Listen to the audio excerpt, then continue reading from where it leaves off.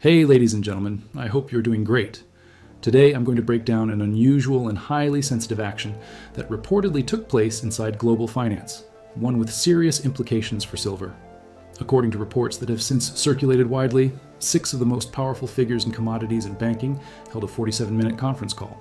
The participants reportedly included the global head of commodities at JP Morgan, the head of derivatives trading at HSBC, the CEO of the CME Group, a senior U.S. Treasury official, a representative from the Bank for International Settlements, and the chairman of the London Bullion Market Association. No official record was made, no press release was issued, and according to the source who reported this, a message was sent containing just 4 words. They agreed, $75, the alleged ceiling for silver. Now let me be absolutely clear. This call has not been officially confirmed. This remains an allegation. But here's what makes this impossible to ignore. Even if this specific call never happened, the pattern it represents has been proven again and again throughout history. This video is not about proving one phone call happened. It's about showing you why such coordination is not only plausible, it's predictable, because it has happened before.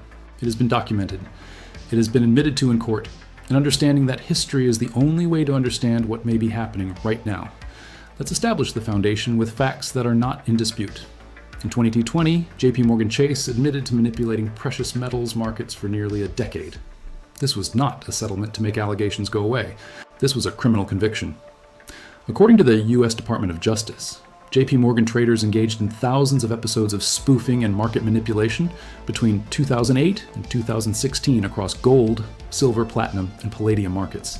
The bank paid over $1 billion in fines. 3 JP Morgan traders were criminally prosecuted.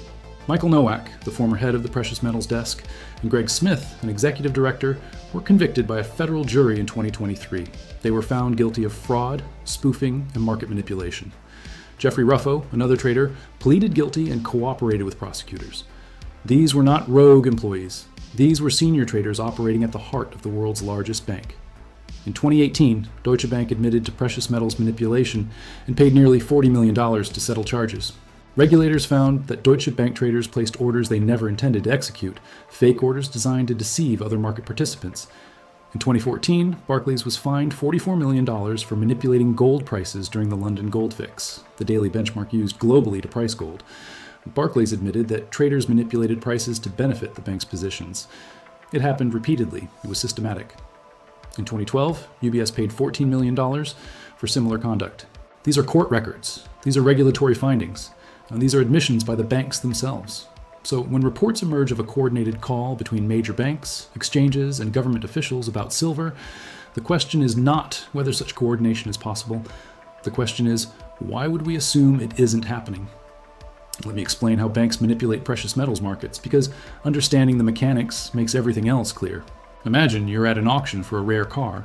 You want to buy it, but you don't want prices to go too high. So you hire 20 people to stand near the front and suddenly walk out just as bidding begins. Other bidders see the exodus and think, maybe this car isn't worth much. They hesitate, confidence drops, prices fall. Then you buy it cheap. That's spoofing in the financial markets. JP Morgan and other banks would place massive sell orders, thousands of gold or silver futures contracts, with no intention of actually selling.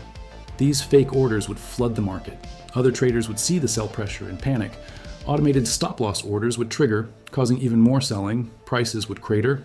Then, at the artificially suppressed price, the banks would cancel their fake orders and buy back the contracts they wanted at a discount. According to court records, JP Morgan did this thousands of times. Traders sent messages bragging about it. One wrote, "We're going to do some serious damage today." They did. But spoofing is just one method. There are others that are equally effective and far harder to detect. Sometimes, manipulation doesn't require breaking the law. Sometimes, the rules themselves are the weapon. In April 2011, silver was in the middle of a historic rally. Prices surged from $30 an ounce to nearly $50 in weeks. Retail investors were piling in. The market was tight. Supply was scarce. Momentum was building. Then the CME Group, the exchange that runs the main U.S. futures market for silver, raised margin requirements. Not once, 5 times. In 8 days, margin is the collateral you need to hold a futures position. When margin requirements suddenly increase, traders have 2 choices: deposit more cash immediately or close their positions. For most retail investors, closing was the only option. The result was mechanical and brutal. Silver crashed from $49 to $35 in days. Was this illegal? No. Exchanges have the legal authority to change margin rules whenever they deem it necessary for market stability. But the timing was surgical, the effect was devastating, and the question remains, who benefits when a historic rally is killed by sudden rule changes? Not the retail investors who were forced to sell, not the industrial users who needed physical silver. The institutions who were short, who had bet billions that prices would fall, walked away unscathed. This is the power of coordination. It doesn't always require secret phone calls. Sometimes it just requires the right rule change at the right moment. Now you might wonder, why silver? Why not gold? Why not copper or oil or wheat? The answer is specific and structural. Silver is a uniquely dangerous market for the system to lose control of. First, it's small. The entire global silver market is a fraction of the size of gold, and microscopic compared to currency or bond markets. This makes it easier to move with large orders. But it also means when the market tightens, it tightens fast. Second, silver is both monetary and industrial. It's used in solar panels, electronics, medical devices, batteries, and water purification. But it's also bought by investors as a hedge against inflation and currency debasement. When industrial demand spikes or investors flood in, supply gets squeezed from both sides simultaneously. Third, silver exposes systemic fragility faster than gold. Gold is too large, too liquid, too historically established to move violently without sending immediate shockwaves. Silver is small enough to explode, and when it does, it signals something deeply wrong. When silver prices surge, it tells the world that investors are losing faith in paper currency. It suggests that inflation is out of control. It reveals that the system is more fragile than officials claim.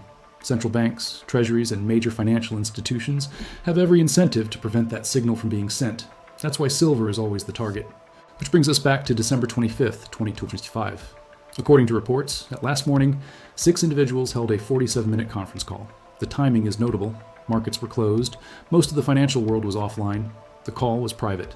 The participants reportedly included the global head of commodities at JP Morgan, the head of derivatives trading at HSBC, the CEO of the CME Group, a senior U.S. Treasury official, a representative from the Bank for International Settlements, and the chairman of the London Bullion Market Association. At 3:15 a.m., according to the source, a message was sent. They agreed 75. The context, according to the report, was that silver was approaching levels that could trigger systemic risk. Specifically, massive exposure in call options, derivatives that pay out when prices rise, allegedly created a scenario where a move above $75 could cause catastrophic losses for institutions holding short positions. The call was described as an emergency summit to prevent silver from crossing that threshold. Days later, silver prices reversed sharply. Now, I want to be extremely clear. This has not been confirmed by any institution. The Federal Reserve has not commented. The LBMA has not commented. JP Morgan, HSBC, the CME, none have issued statements. The source remains anonymous. But let's consider what we know. We know JP Morgan manipulated precious metals for a decade. We know traders went to prison for it. We know multiple banks paid billions in fines for rigging these exact markets. We know exchanges have changed rules at critical moments to kill rallies. We know that central banks and financial institutions have structural incentives to prevent precious metals from signaling instability. So, when an alleged call happens at the exact moment silver is threatening to break out, and when prices reverse immediately afterward, the question is not whether it's plausible. The question is, given the documented history, how could we assume it's not happening? Let's address the argument defenders of the system would make. They would say, this wasn't manipulation. This was coordination to prevent systemic collapse. And here's the disturbing part. They might be right. If silver had broken through $75 and continued to $80, $90, or $100, the losses for institutions holding massive short positions could have been existential. We're talking about banks that are deemed too big to fail. We're talking about counterparty risk that could ripple through global derivatives markets. So perhaps the call, if it happened, was justified as emergency risk management. But that raises an even more disturbing question. If the system is so fragile that a single commodity rising in price can threaten its collapse, what does that say about the system? It means we're not operating in a free market. We're operating in a managed illusion of a market, where prices are allowed to move freely only as long as they don't expose the underlying fragility. And when they threaten to do so, interventions follow. Here's what makes this entire situation so troubling. JP Morgan paid over $1 billion in fines, but the bank remains one of the largest players in precious metals markets. No structural reforms were required. No executives were banned. The fines were absorbed as a cost of doing business. Deutsche Bank, Barclays, UBS, all paid fines. All continued operating. At what point does a pattern become policy? When the same institutions are caught manipulating the same markets repeatedly, And when the only consequence is a financial penalty that represents a fraction of annual profits, what incentive exists to stop? The answer is simple. There is no incentive to stop. This is not about one bad actor. This is about a system where manipulation is punished just enough to create the appearance of accountability, but never enough to prevent recurrence. And that means the system itself is broken. Now, who pays the price for this? Not the banks. They have legal departments, lobbying power, and access to central banks. They survive. It's ordinary people who get hurt, retirees who bought silver as protection against inflation, only to watch their positions collapse after sudden rule changes, investors who trusted that markets were fair, only to discover their stop-loss orders were triggered by fake sell orders, workers whose pension funds are exposed to manipulated commodity prices without their knowledge. This isn't theoretical. This is real money, real savings, real futures destroyed. And when trust in markets is systematically violated, the damage extends beyond individual losses. People stop believing the system works for them. They become cynical. They withdraw. And that cynicism is justified, because the system does not work for them. It works for institutions that can afford billion-dollar fines and continue operating as if nothing happened. But here's the paradox of suppression. It doesn't eliminate pressure. It concentrates it. In the 1970s, the US government tried to control gold prices through the Bretton Woods system. Gold was fixed at $35 per ounce. When that system collapsed, gold surged to over $800 within a decade. In 1980, silver hit $50 as the Hunt brothers attempted to corner the market. The system intervened. Margin rules were changed. The rally was crushed. But the underlying tightness in the market was real. In 2011, silver surged again. The system intervened again. Margin hikes crushed the rally again. Each intervention creates the illusion of control. But suppression does not eliminate demand. It delays recognition of reality. And when reality finally reasserts itself, the move is more violent than it would have been otherwise. Every intervention builds pressure for the next explosion. So let me end with the most important point. The real risk is not whether silver goes to $75 or $85 or $100 per ounce. The real risk is that we are operating in a system that cannot tolerate transparency. A system where prices cannot be allowed to reflect reality because reality would expose fragility. A system where coordination between banks, exchanges, and government officials is not a conspiracy theory. It's documented history. The alleged phone call may never be proven, but it doesn't need to be. Because we already know this happens. We know it happened with JP Morgan. We know it happened with Deutsche Bank and Barclays and UBS. We know exchanges change rules at critical moments. We know institutions coordinate when their survival is threatened. The question is not whether it happens. The question is how often it happens without anyone finding out. When the same institutions are caught manipulating markets repeatedly, when fines are paid but behavior doesn't change, when structural reforms are never implemented, at some point, the pattern itself becomes the evidence. And when a system requires constant intervention to prevent a single commodity from exposing its fragility, that system is not stable. It's on borrowed time. Think about that. And if you like the video, do share it on social media with your friends, and I will see you in the next one. See ya.